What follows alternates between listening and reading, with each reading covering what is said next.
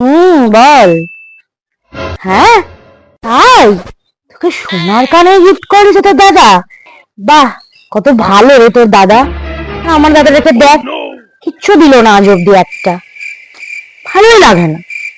বাহ, ভালো হয়েছে। তাই তো খুব হ্যাপি, বল তুই? লা লা লা, এই ওটা বোন না? দেখি তো কি বলছে। আহারে, ওর কত কষ্ট। ওকে কেউ সোনার জিনিস কিনে দেয় না। আমি ওকে একটা সোনার জিনিস কিনে দেবো।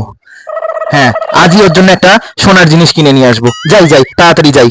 A few moments later. বোন, এ বোন, বোন, বোন, এ বোন, হ্যাঁ, এই দেখ তোর জন্য কি নিয়ে এসেছি।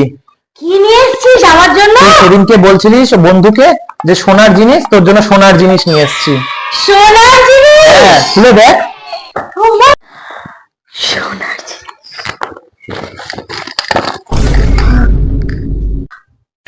এগুলো কি?